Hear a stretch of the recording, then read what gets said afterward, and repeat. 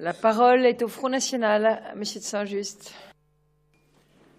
Madame la Présidente, Monsieur le Vice-président, mes chers collègues, l'état de l'emploi en Île-de-France, l'état du niveau de vie, la panne de l'ascenseur social sont telles que l'importance de cette annexe, l'importance du développement économique et de l'innovation à la région Île-de-France n'est pas à décrire. Cette importance est vraiment à prendre en considération. Alors, devant ces faits, devant ces obligations, que faites-vous? De façon un peu précise, sans rentrer trop dans les chiffres, mais en autorisation de programme et en investissement. Vous augmentez, oui, pas mal par rapport à 2016 et par rapport à l'exécuté de 2016 surtout, les crédits en ce qui concerne les infrastructures de haut débit. Vous augmentez le financement des entreprises par rapport à l'exécuté de 2016, mais pas par rapport au budget primitif de 2016. 29 millions d'euros, 20 millions d'euros en exécuté, 31 millions d'euros en 2017. On se demande d'ailleurs un peu pourquoi vous prévoyez 31 millions d'euros alors que l'exécuté n'est que de 20 millions, en tout cas de 19,8. C'est un peu particulier. Je pense que vous aurez une explication. C'est un peu à chaque fois que quand on apporte sa voiture dans un garage, le garagiste a toujours une explication à la panne ou à l'absence de panne qui existe.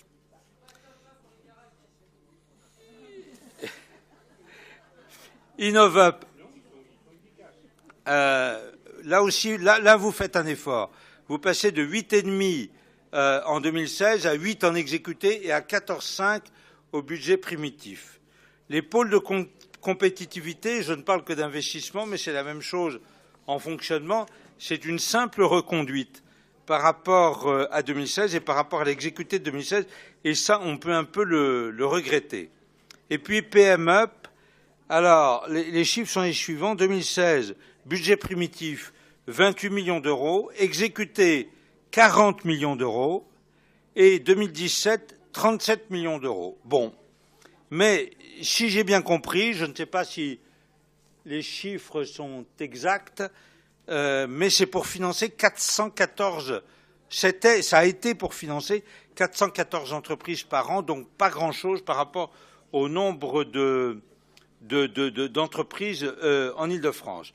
En pourcentage, en autorisation de programme, investissement et en autorisation d'engagement, fonctionnement, le total, on est à 226 millions d'euros. Je trouve que par rapport à la masse du budget de l'Île-de-France, c'est extrêmement faible. Mais c'est une coutume ici en Île-de-France. La compétence développement économique n'a jamais vraiment été privilégiée. Par rapport aux autres régions, moi j'ai retrouvé que les chiffres des anciennes régions. On n'a pas encore les chiffres des nouvelles régions. En pourcentage, c'est quand même extrêmement faible. Par rapport à toutes les autres régions françaises, le pourcentage des crédits en matière de développement économique en Île-de-France, c'est extrêmement faible. On peut quand même dire à votre profit que les actions sont plus rationnelles, qu'elles sont plus dynamiques, mais vous nous avez expliqué, devant nos questionnements en commission, qu'il s'agissait à nouveau d'une année de transition. 2016 était une année de transition. 2017, je vous vois, si, vous nous l'avez dit, avec les SRD2I, etc., c'est encore une année de transition. D'ailleurs, nous espérons que c'est encore une année de transition, parce que sinon, c'est assez grave, les chiffres et puis l'absence de dynamisme. Voilà ce que je voulais dire. Pour conclure, j'ai vraiment le sentiment que l'action développement économique, compte tenu des circonstances, je dis bien compte tenu des circonstances, on voudrait bien que les régions n'aient plus un sou à mettre dans l'action économique, comme elles n'auraient plus un sou à mettre en matière de sécurité, car l'économie se porterait bien, ou parce que l'État, sur le plan régalien, ferait son travail. Mais quand même, j'ai le sentiment, nous avons le sentiment qu'en ce qui concerne le développement économique en Île-de-France, c'est l'annexe, c'est la compétence parent pauvre du budget. C'est ce que vous nous avez dit, d'ailleurs, avec votre année de transition. C'est une annexe parent pauvre. Ce qui est un peu désolant, c'est que ce sont les franciliens qui sont pauvres et il ne faut pas que cette annexe reste ainsi le parent pauvre. Merci.